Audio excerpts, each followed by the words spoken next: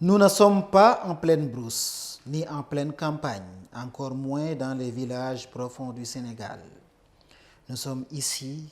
dans le long de la langue de Barbarie, à Bopp Thior, une île distante de moins de 1300 mètres de Goxumbath. Ici, l'eau y est en abondance, mais il s'agit de l'eau du fleuve, salée et impropre à la consommation. Les enfants scolarisés prennent dangereusement chaque matin une pirogue pour se rendre à l'école. Suñu xëyee dañuy xëy fajar si yow fajar sangu après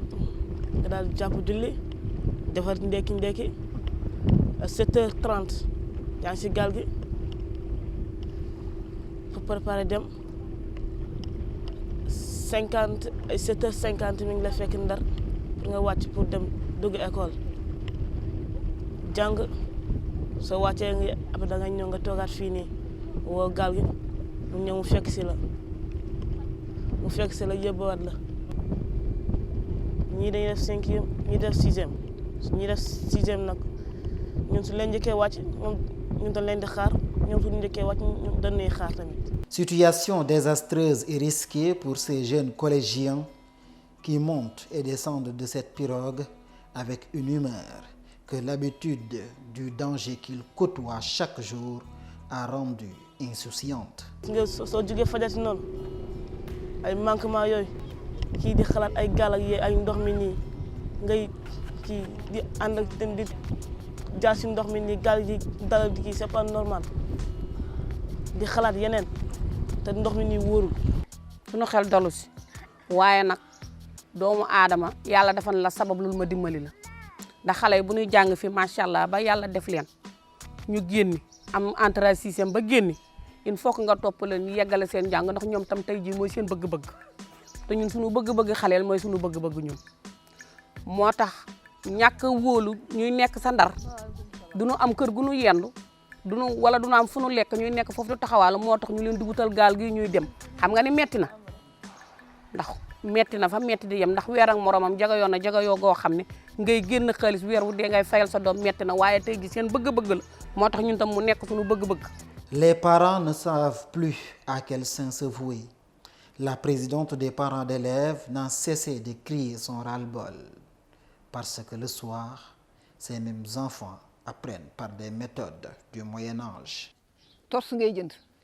ku si mel naka man torse laay jënd def si batterie damay takk buum si kii bi ardoise bi si bant bi yow si torse mu lang ñuy jàng fu batterie bi jeexee tëddi nañ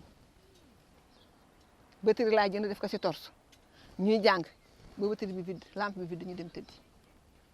wa ilaa bu nu wàccee yenn saa yi 5 heures 6 heures dama leen dëj leen ñëw leen ngeen toog ngeen jàng. À l'école de Bopp Thior, il n'y a ni sécurité ni cadre approprié pour des études.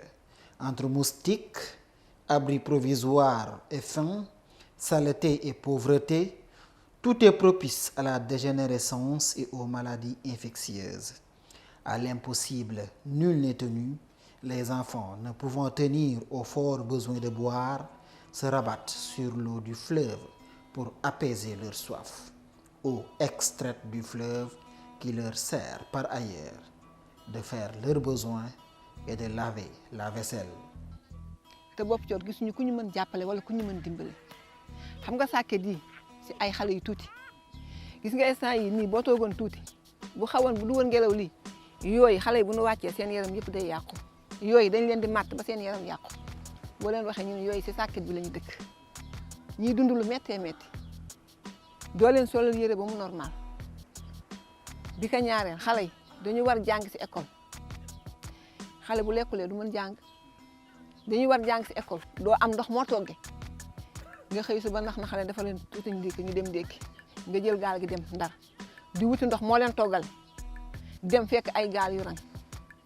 suñu toilette xale yee gis nga na mu mel ñun bu xale yi jàngee suñu fit suñu digg bopp lay nekk ndax foos ba dafa toj ba mbokk ragal nañu bu ñu demee ñu surux si biir foos bi dafa tojat dal bi dafa toj ba mokk gis nga dama mujj ne directeur bi na tëj na fermé kii bi xale yi bu ñu génnee nañ dem fee sa dex te xam nga tamit loolu wóoru ba tey ndoxum dex gi baaxul xale yi bu ñu jàqee sa la ñuy dem bu ñu bëggee tuur ndox fa la ñuy dem te village Dios ku nekk xam na ni dafa tas si àddina bi fu ndox nekk doyuñu ndax bu dex gi neexee bu ñu amulee ndox xale yi si ndoxum dex ga la ñuy naan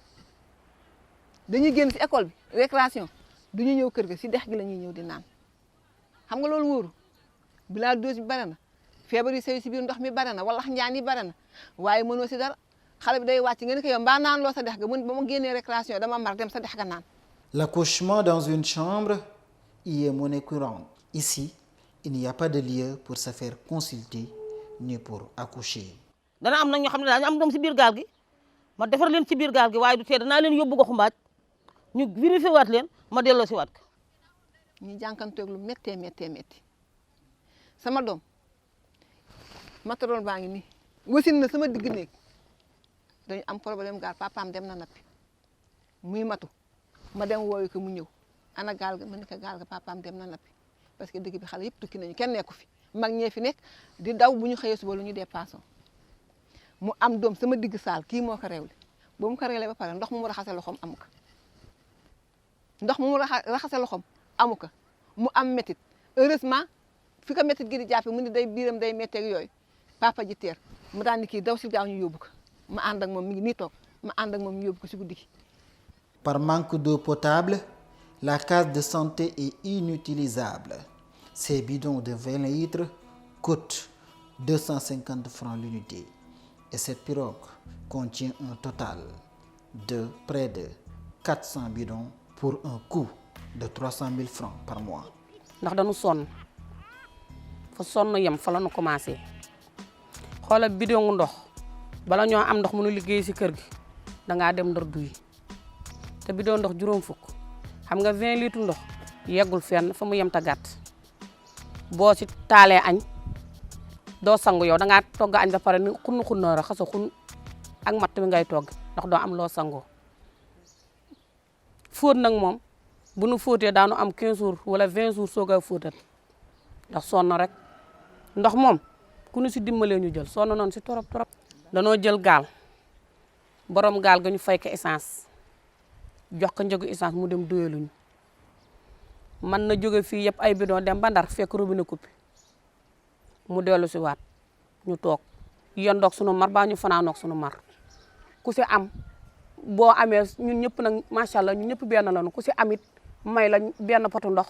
mu jox la wala benn bidon ndox mu lebal la ba nga dem taal ba ëllëgee ba duyee fay ka sunu ko amul nag ñu toog.